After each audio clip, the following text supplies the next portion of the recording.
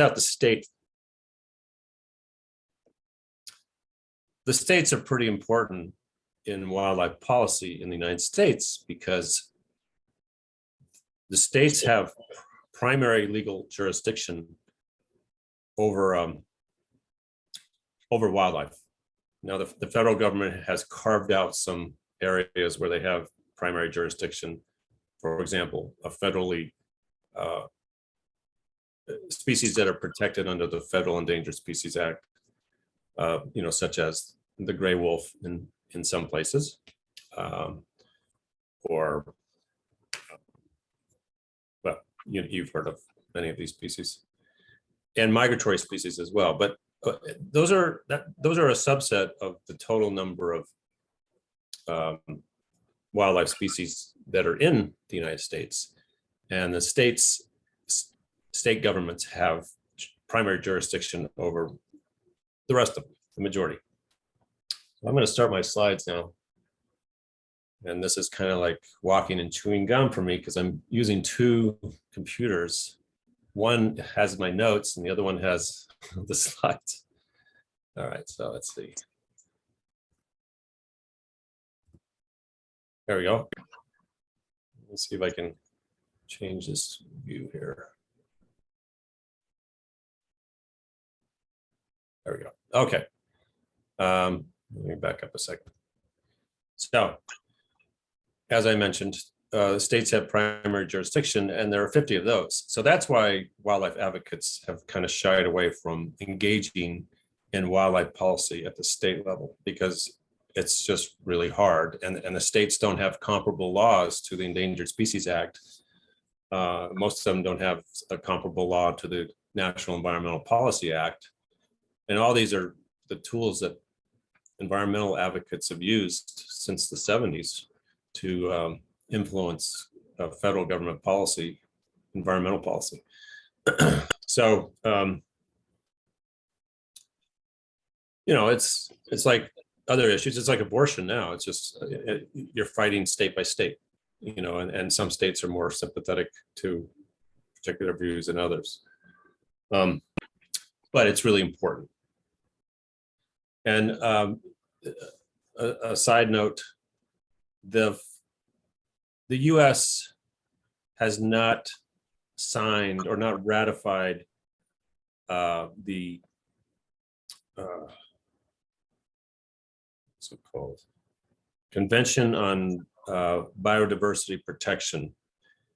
Every other country in the world, except the Vatican, I understand, every other country has ratified this. And one of the requirements for countries that have ratified the treaty is that they develop a national biodiversity conservation strategy. And the United States has not done that. So again, highlighting the importance of working at the state level to protect wildlife.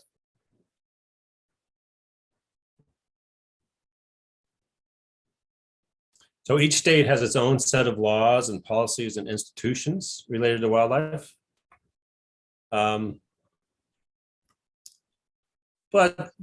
they're pretty similar from state to state.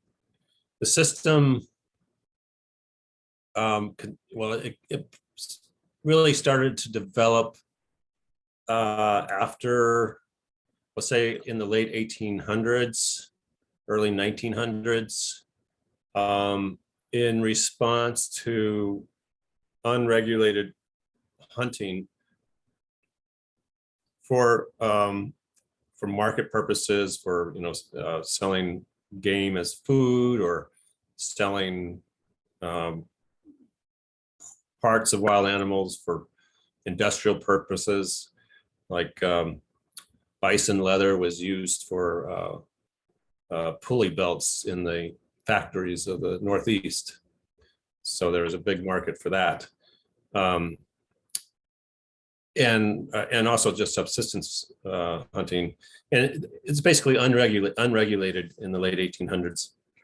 In response to that, the states began to establish game laws to regulate that hunting, and then to implement the game laws, they created state wildlife agencies.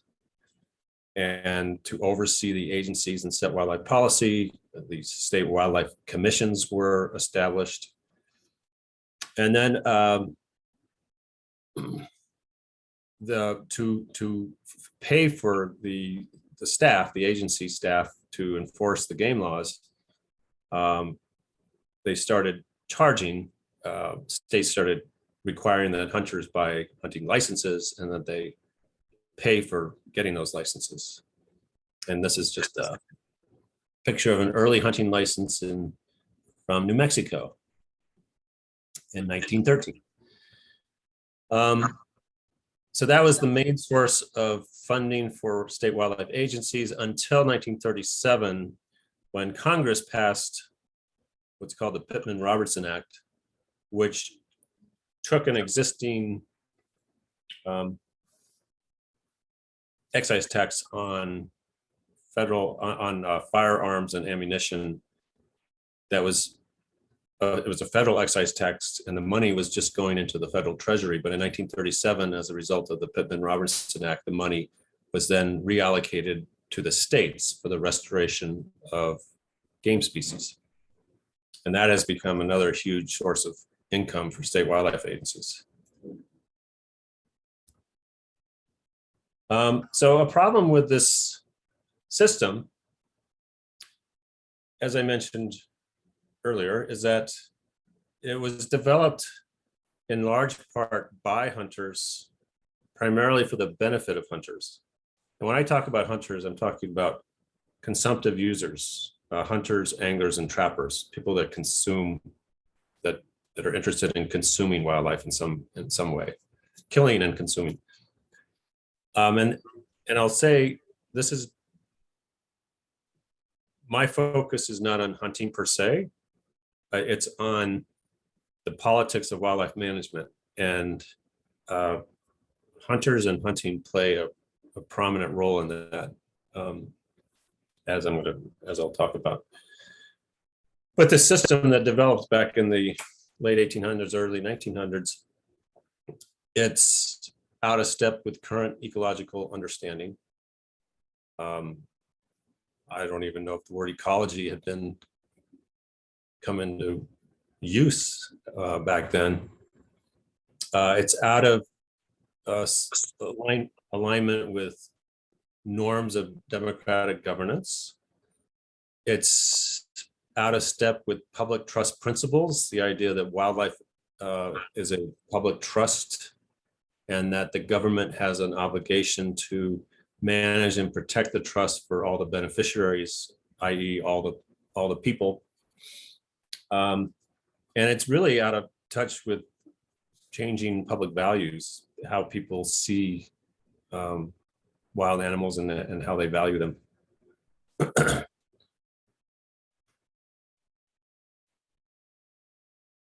And so bottom line, this is why Wildlife for All was launched, is because the current system of state wildlife management is outdated, entrenched. It's been captured by consumptive users. It acts as a barrier to the type of conservation that is urgently needed to protect biodiversity in the United States in the face of a mass extinction crisis and climate change.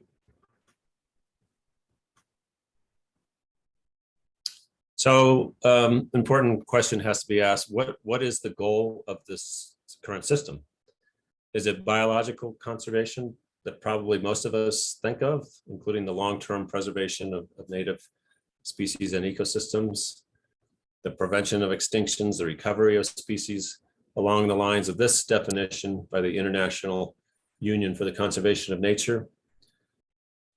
Is that the priority focus of state wildlife agencies on the front line of wildlife conservation in the United States?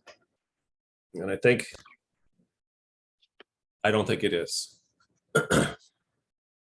State wildlife agencies do a lot of things, some of which are listed here. And many of these things you can see are clearly aimed at managing hunting and fishing.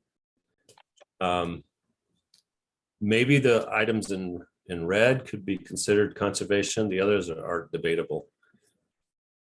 And so really, I want to suggest that the main focus of state wildlife management is on producing a harvestable surplus of game animals, elk and deer, turkey, under an agricultural model of game management that was defined by Aldo Leopold in 1933, and not the holistic protection of ecosystems and species that is needed today. And there are lots of examples of how the things that state wildlife agencies do and what is authentic conservation. And I'd like to highlight a few of those.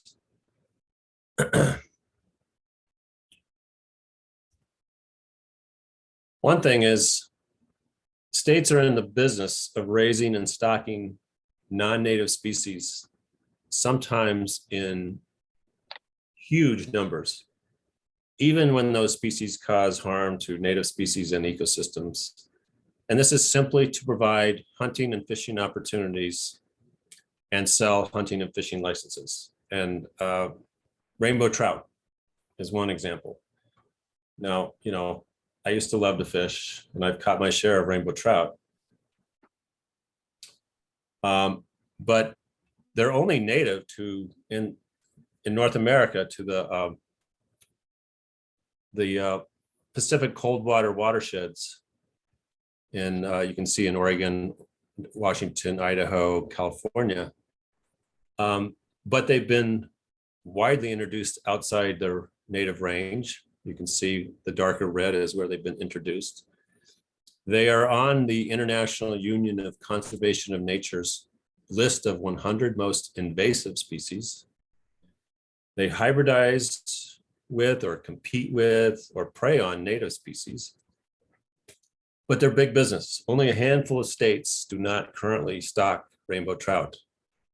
New Mexico raises millions, literally millions of them in hatcheries.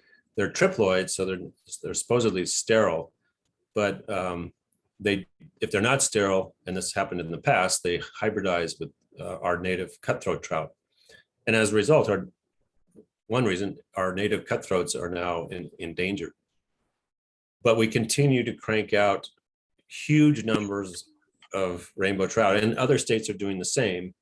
And they don't live long in the wild. One study found that stocked trout don't survive more than a week. So they're just raised. It's an agricultural model of wildlife management, just raising these fish in concrete tanks until they're big enough for people to want to catch, and then they're dumped in the wild. And that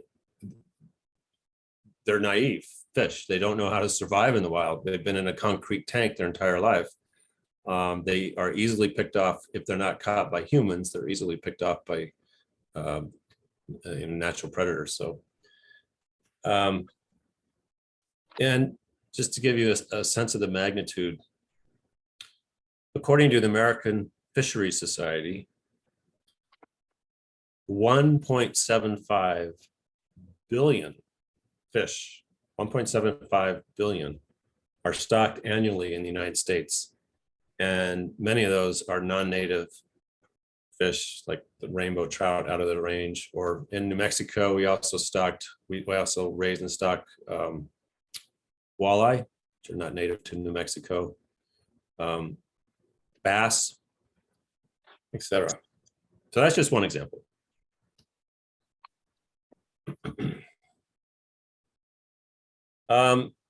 If the focus was on protecting native species and ecosystems, then keystone species such as prairie dogs would be a priority for management.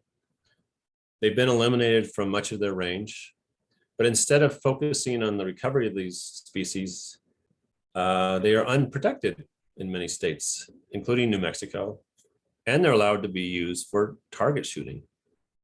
And this is, you can see this screenshot from a website of an outfit in New Mexico that offers prairie dog hunts, which is pretty misleading to call it a hunt because they're basically long distance target shooting.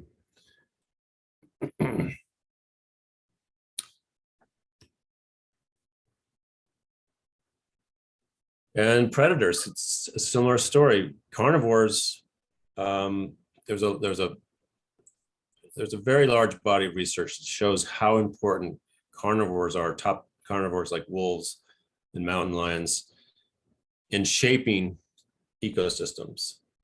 And given their ecological importance, you think that it would be a priority of state wildlife managers to, protect and restore them.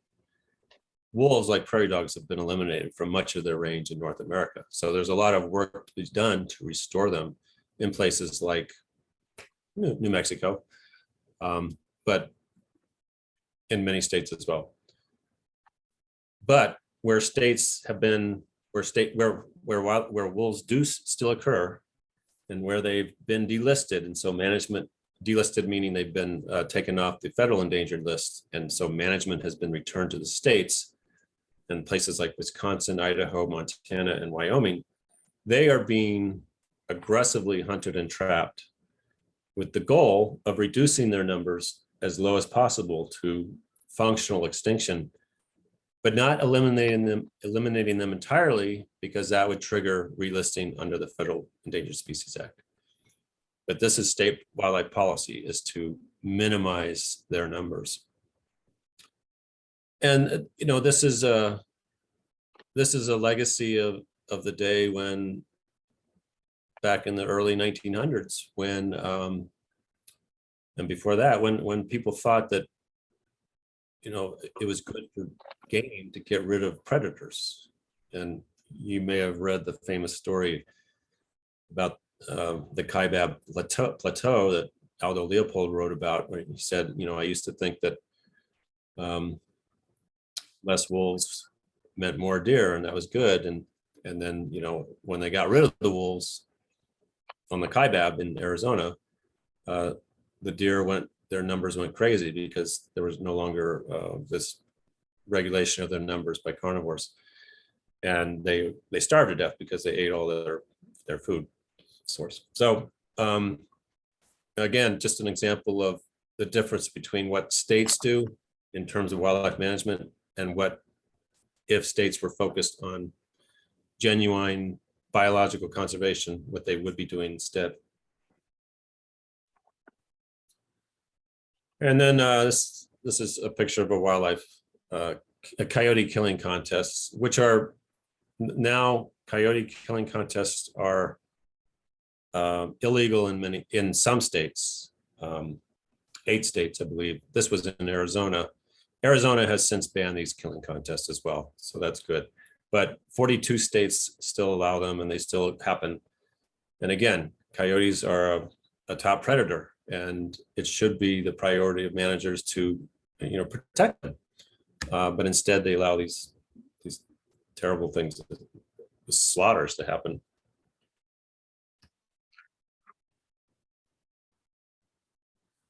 So why aren't state wildlife agencies the champions of biodiversity that we need them to be? Why do they continue to prioritize hunting and hunters over genuine conservation? There are multiple reasons. Legally, their mandates in state statutes, their marching orders, in effect, are outdated and reflect a utilitarian view of wildlife as simply resources. And again, an attitude that some animals are good, deer and elk, and some are bad, like wolves and coyotes.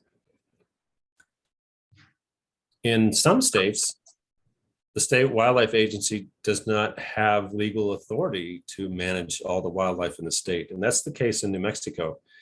New Mexico's Department of Game and Fish only has authority to manage about 60% of the state's wildlife, state's vertebrates, mammals, fish, birds, amphibians, and reptiles. Only about 60%. That's all that the legislature over the years has given the department the authority to manage.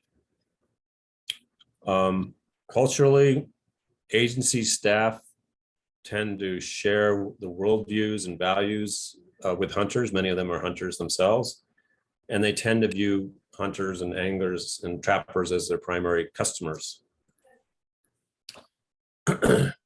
And politically, hunting groups and increasingly the gun lobby wield significant influence over wildlife policymaking. And finally, historically, as I mentioned, a large portion of agency revenues have come from hunters, either through license fees, hunting and the sale of hunting and fishing licenses, and then following 1937, the Pittman-Robertson tax on guns and bullets. And if you're interested in this topic, you can read more on our Wildlife for All website. It's wildlifeforall.us.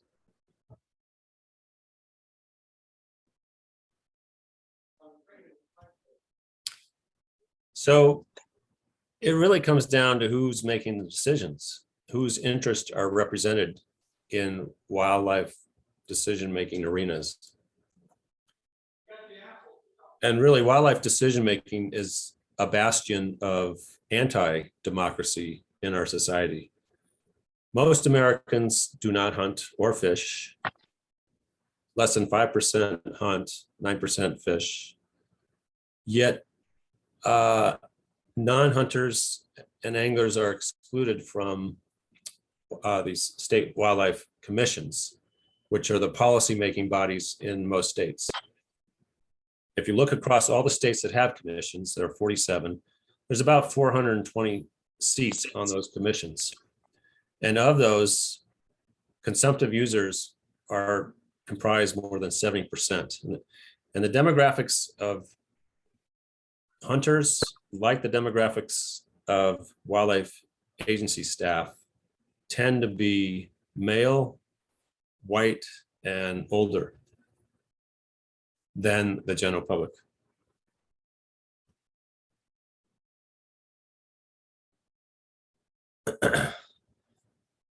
So the reason that's often given about why hunters deserve a privileged position in wildlife matters is that they pay for conservation.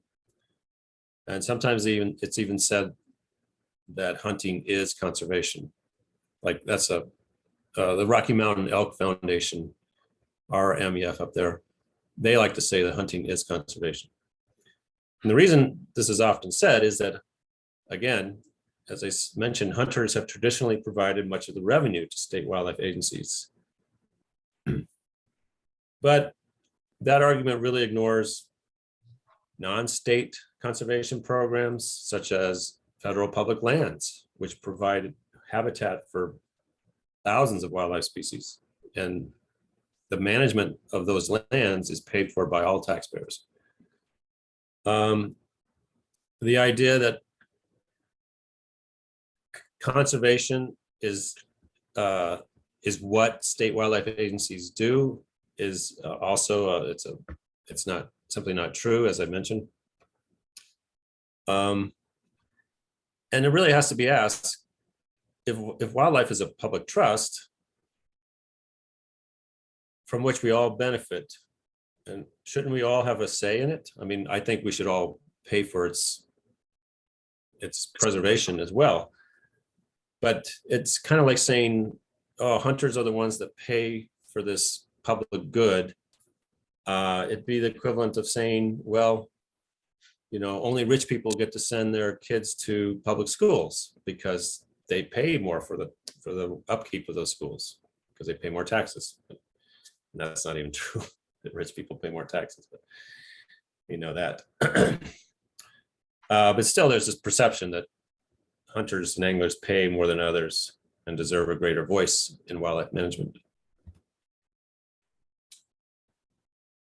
So that's the reason why decades-long decline in the number of people that are hunting is seen as an existential threat to the system of wildlife management today.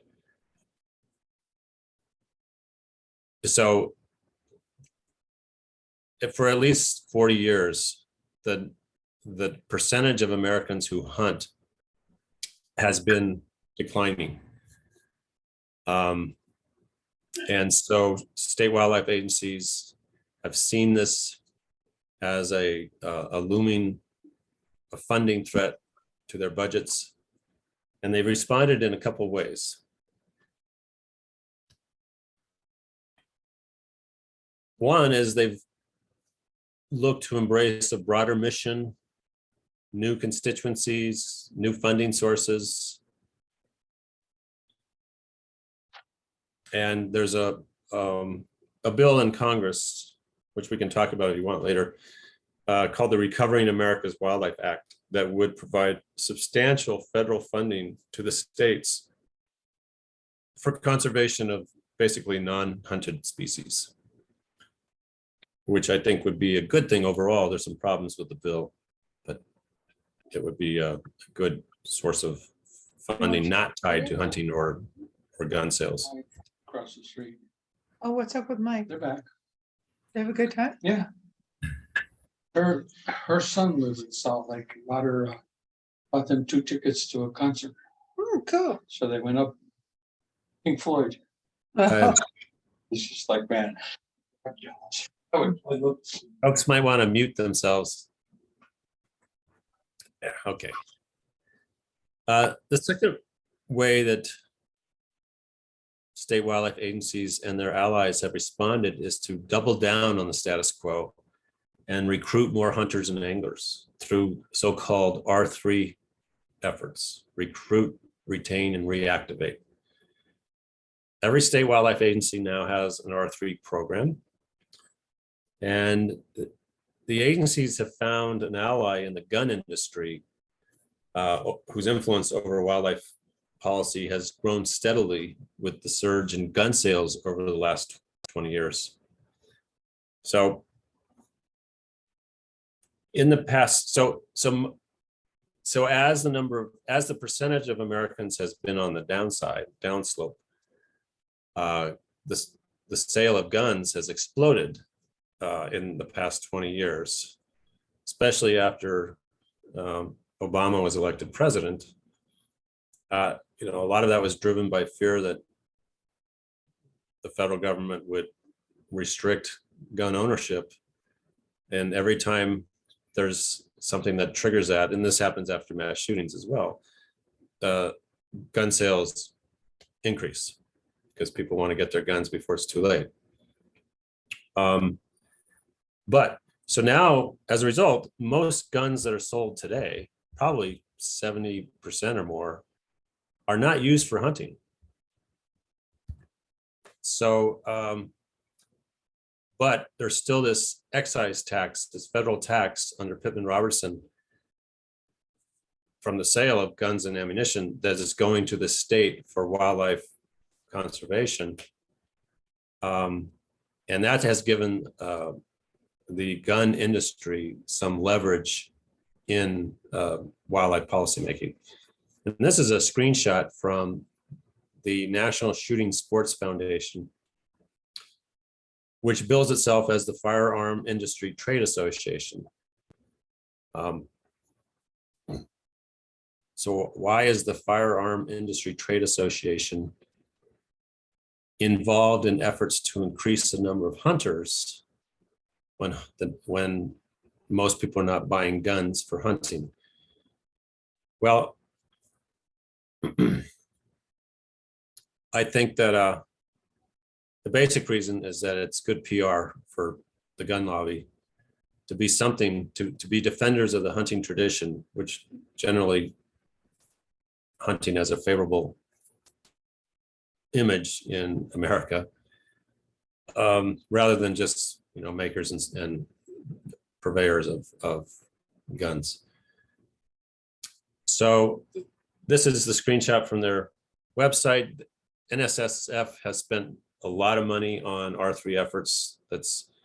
And this is just from, these are a couple examples here. And I call your attention to the one, whoops. Well, that one there with the kid shooting, This was a report on how to get target shooters, not hunters, but just people that like to shoot guns, to get them involved in predator hunting, which is basically killing coyotes for fun. So that's the sort of thing that they're engaged with, what they're spending money on. So, as I mentioned, this was there's a growing understanding in the wildlife advocacy world that we have to deal with state wildlife management and the problems there. We launched Wildlife for All last year in 2021, and it's a national campaign, as you can read, to reform state wildlife management to be more democratic, just, compassionate, and focused on protecting native species and ecosystems. Democratic because wildlife is held in the public trust, and everyone should have a voice in wildlife decisions. Just because wild animals deserve to be treated fairly as members of the community of life. Compassionate because wild creatures are sentient beings worthy of our empathy and respect. And ecologically focused because of the urgent need to protect species and ecosystems in the face of a global extinction crisis. This is from our website. This is the homepage. And our policy goals include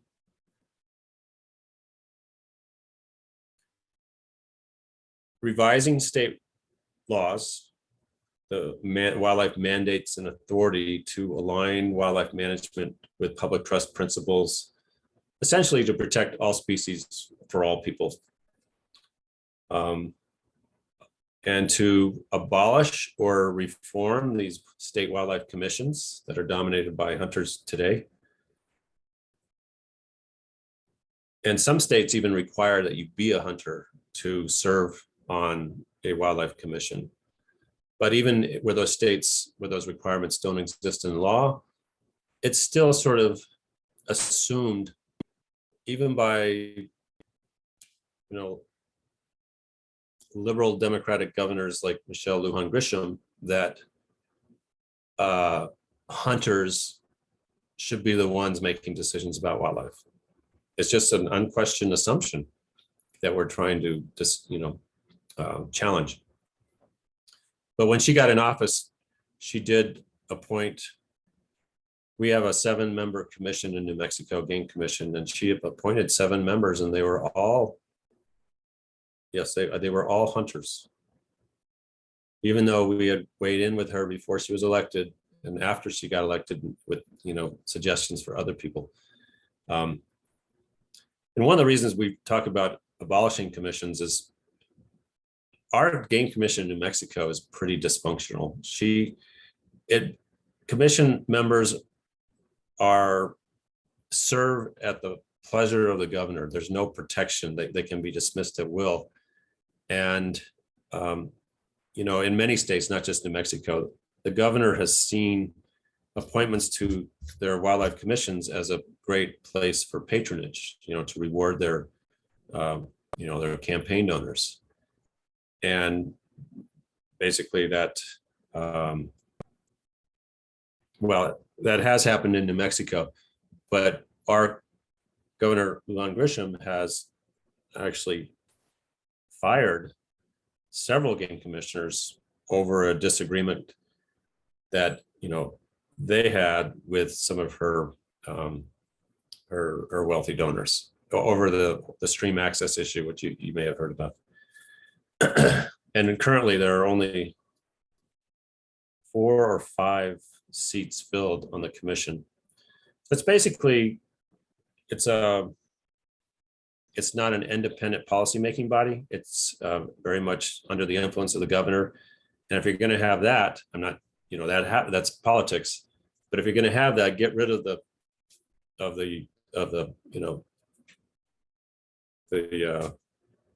illusion that there is an independent policymaking body at work. It's just really, at this point, it just serves to protect the governor from controversy over wildlife issues. Anyway, that's, and then another policy goal is to establish new broad sources of funding for wildlife conservation that are not tied to hunting or fishing licenses or to gun sales.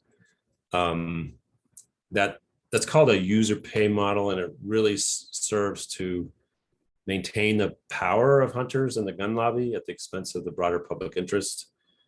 And I think establishing new funding sources would help to refocus agencies on authentic biological conservation. And those are just some of our specific policy goals. Most of our work is very much policy oriented these days. We used to do things like, get our hands dirty and restore wetlands along the Rio Grande, which I think is important work, but we don't do that anymore. I'm working from home. I have 2 staff. They live in Washington State. They work from home. So we're very much focused on this national campaign, which is really about changing policy. But really, fundamentally, what we're about is changing the paradigm of wildlife management in the United States before it's too late, before we lose more species. And that's the end of my talk. Thanks for listening. And I'm happy to answer questions. Hey, Dave, you're muted. You'd think I'd learn. Okay, thanks very much, Kevin, for your presentation. And I'm encouraging people to use their gallery view. Maybe you can stop sharing your screen. And if you have questions or comments, raise your hand, and I'll be the cat herder of the group and identify the person to pose the question or make the comment. Okay, Jack. Hi, Kevin. Thanks a lot for being with us today. Do you have contact communication with other Wildlife for All people in other states? Are you the only one? Are you the representative of New Mexico, or are there other agencies that would be part of this network within New Mexico? Oh, in New Mexico, yeah, we work with a number of groups actually on our Wildlife for All. So there's Wildlife for All, the organization, which is very small. I'm the executive director of that. We have 2 staff members. We have 5 board members. 2 of those board members are in New Mexico. One is Chris Smith with Wild Earth Guardians, and another is Mary Catherine Ray with the Sierra Club. So in New Mexico, both of their groups are very much involved with our efforts. And we have a broader wildlife coalition in New Mexico that's not branded as Wildlife for All, but we're pursuing legislation for next year that would achieve some of our Wildlife for All policy reforms. We're talking about a bill that would revise New Mexico state law. There's a policy declaration in Chapter 13 of the statutes, which basically is the mandate for why wildlife should be protected in New Mexico. And it was written in 1921. I think that was the year that women got the right to vote. I mean, it's more than 100 years old, and it needs to be changed. And it really reflects the ethos and the mindset of the time and the knowledge base of the time. It's very much resource. Wildlife is a resource. These animals are resources to be consumed, and so we have and this is a bill we've run in the past. Jeff Steinborn has sponsored it, but it would revise that policy declaration to align with public trust principles, respect the intrinsic and ecological values of wildlife.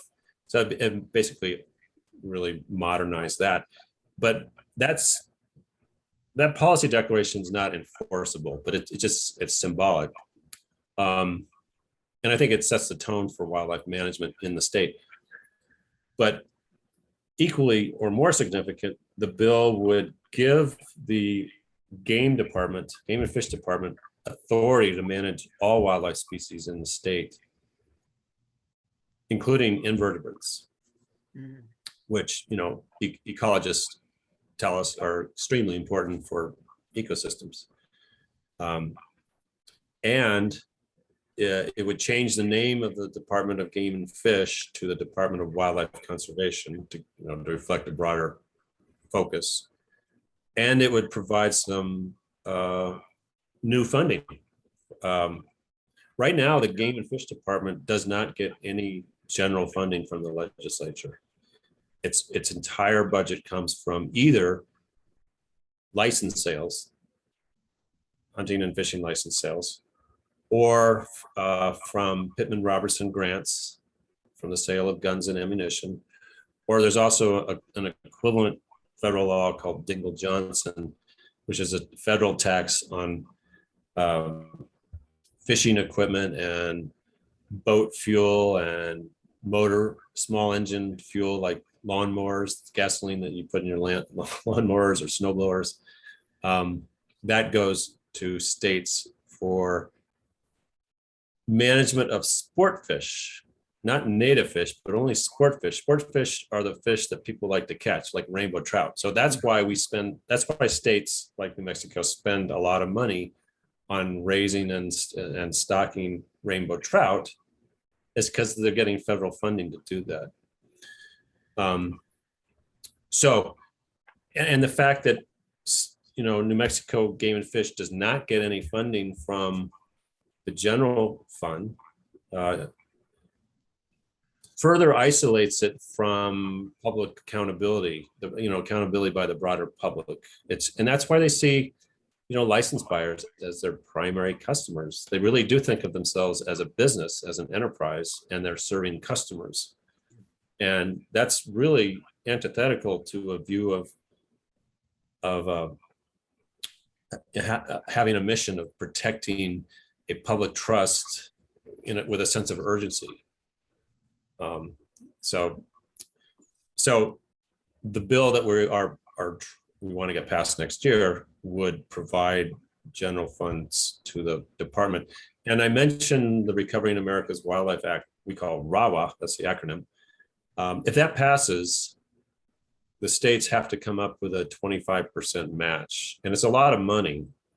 It would essentially increase our Game and Fish Department budget by 2/3.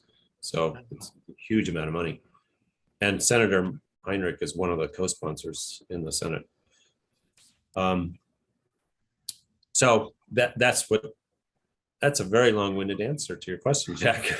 Well, just quickly, are you in touch with other state executives for Wildlife for All? Yeah, one of the goals of Wildlife for All is to create a national coalition of people at every state who are working on similar reforms. And we currently have about 60 organizations working in 30 states. And our goal is to get organizations in all 50 states.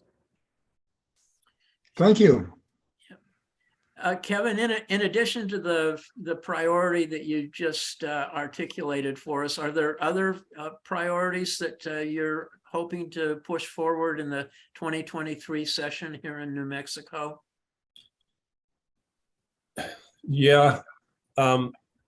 So we're having a lot of internal discussion within our state wildlife coalition. And that includes the largest hunters group in the state, the New Mexico Wildlife Federation, Wild Earth Guardians, New Mexico Wild, Sierra Club, Animal Protection of New Mexico. So it's really interesting. It's really unusual. Our coalition in New Mexico, we have an animal rights group, Animal Protection of New Mexico, and a sportsman's group, New Mexico Wildlife Federation, working together. And that's why I think we have a pretty good chance of getting something passed next year. But another type of reform we've discussed, and it's not clear if we have consensus on yet, is what do we do about the commission? That we've discussed abolishing it. That's idea's been sort of tabled as something that's just politically, it's too big of a lift. Too many people would oppose that. But okay, we don't abolish it. What do we do with it? do we make it advisory? Some states have an advisory wildlife commission. Or do we put some more sideboards in law that sort of, reserve certain seats or elevate the requirements for serving? So right now it's basically you don't really need to know anything about wildlife to be on a wildlife commission, and that's true in New Mexico as it is in most states. You don't really need to know anything, and this is crazy. I mean, we're putting people that are volunteers who may know nothing about ecology in charge of protecting biodiversity. It's just it's a crazy system, and it just reflects its outdatedness. But so we're talking about make it advisory, or do we make it upgrade the standards for surveying? There's also talk of moving the Department of Game and Fish under the Department of Energy, Minerals, and Natural Resources. A lot of states do that. They put their wildlife agency under a larger natural resource agency. And there's pros and cons of doing that, but we don't have consensus on any of those commission reform things yet. So I'm not sure if that's going to happen. The rest of it, I think we do have consensus. And I think Senator Steinborn will definitely introduce that again. Hopefully the governor will throw some support behind it. Other questions? Raise your hand, or if you're got your video off, use your what is it called, reaction, and raise your hand virtually. Charlie. Yeah, this is a very difficult one to ask. I really appreciate the presentation, Kevin, but I'm curious how it is that we talk about animals deserving a compassionate management, if you want to call it that, an anthropomorphic idea of all the other animal species on the planet, and what gives us the right to say that they should be treated the way we think they should be treated, as opposed to the way Mother Nature does it, and she absolutely shows no compassion.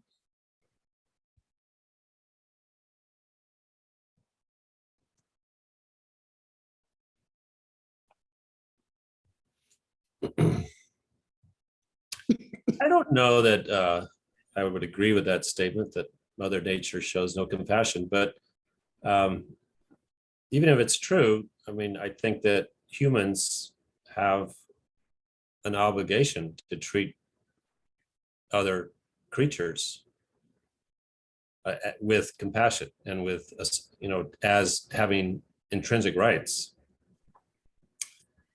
Maybe not to live a life without fear of predation, because that is part of nature, and that's why I personally don't think that grizzly bears should be killed after they kill a human, or sharks should be persecuted because they sometimes kill people, because that is a force of nature. But I think that I just think that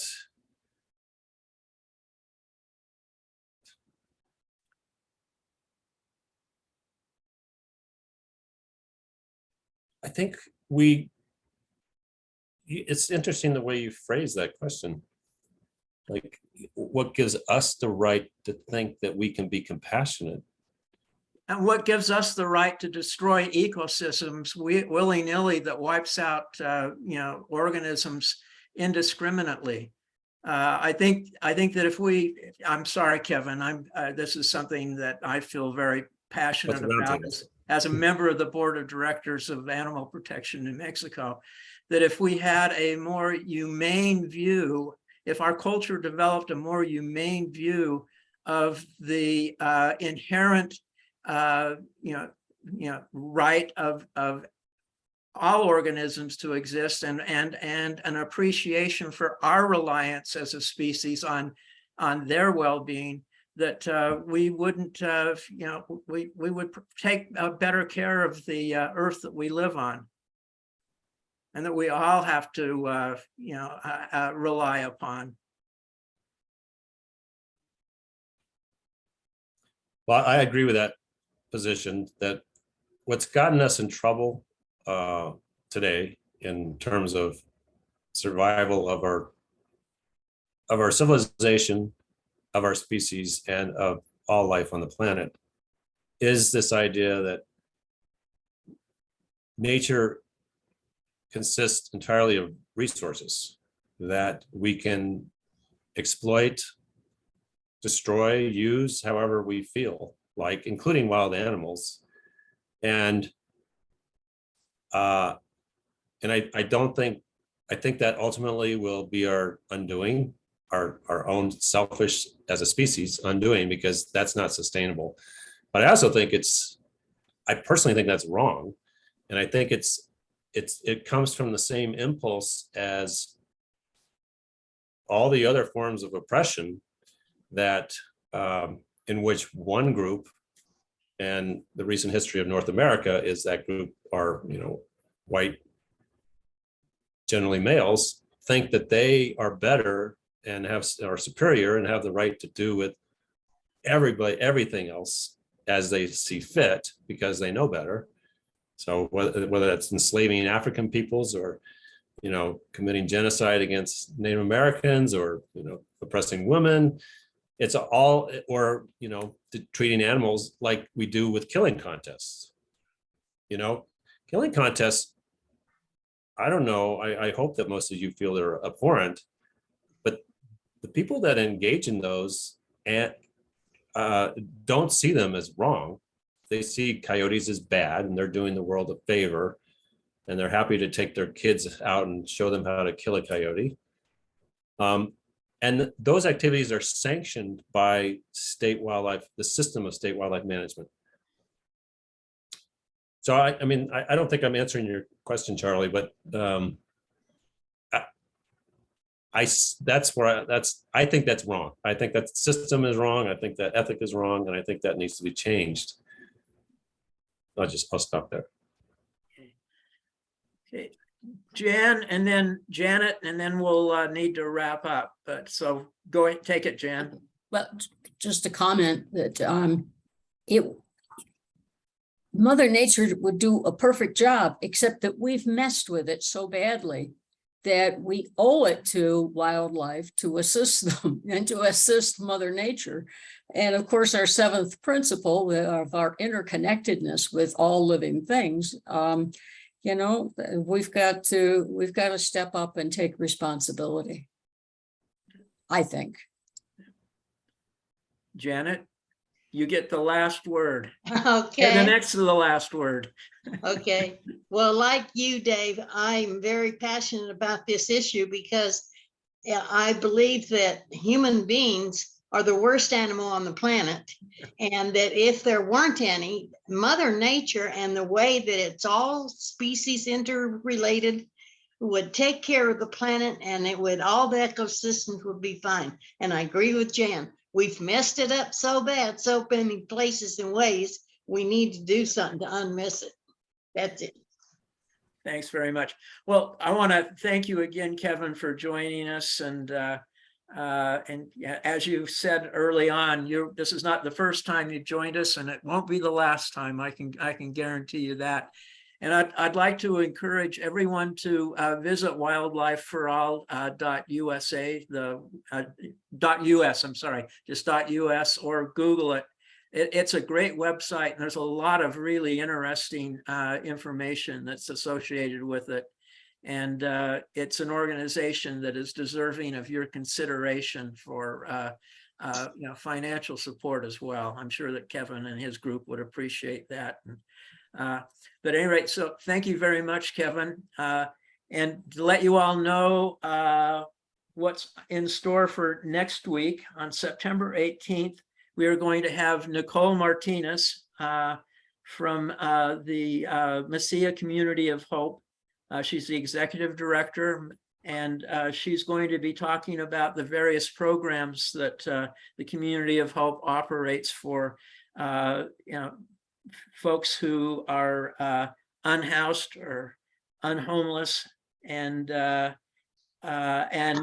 including the Tents for Rent program that our church has been supporting for last few years, and they're in the middle of that campaign right now. So that's the session that we're going to be having on the 18th. So look forward to seeing you all there.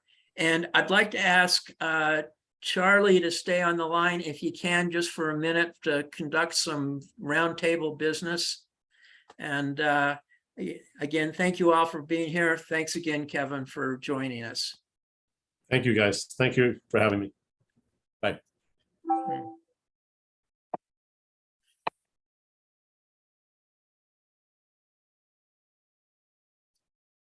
Hey, Annetta, why don't you stay on too? Okay.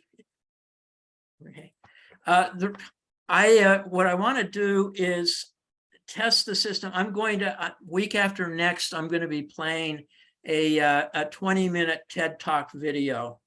And I want to see if I can figure out how to do that. And if you guys can hear good sound quality.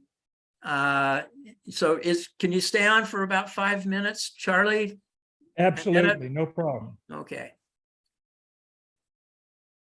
Okay, so what I want to do is I'm going to share my screen, if I can.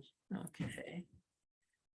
And now I have to try to find this is the part where I always have trouble, is finding the thing that I've, files. Let's see.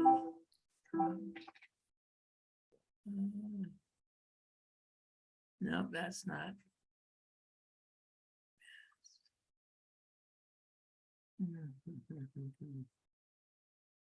Let's see here.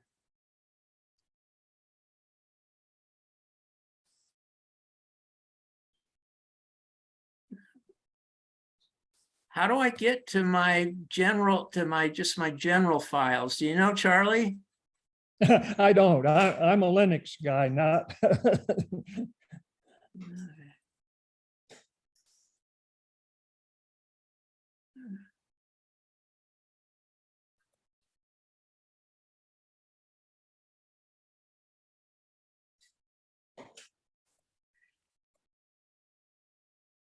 Okay, just maybe, okay, maybe this is it. That's not it.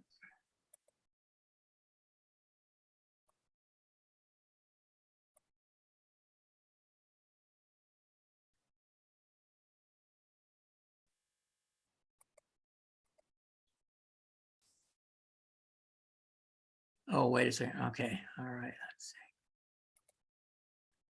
Well, that's where I thought I'd store. I had stored it. I'm going to have to get some help from somebody who knows what they're doing. So, thank you for being willing to be my guinea pigs, and I may ask you to do the same thing next week after I get more input.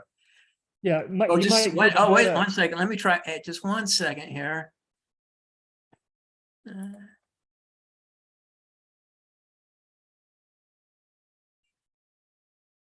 Oh, let's see. Oh, hey. Just a second. I might. Nah. Oh, here's the link, but it doesn't let me click on the link. Huh. So, all right, that didn't work either. Okay. It's better to find out now than on day of, right? So, Oh, absolutely. okay. Dave Rice is still on. I think he probably works with machines a lot. Dave Rice, are you there? I think he sent us an email or a chat that he was leaving. So I guess he just didn't sign Oh, up. okay. Well, okay. Okay. Thanks a lot. So long, everybody. All righty. See you later.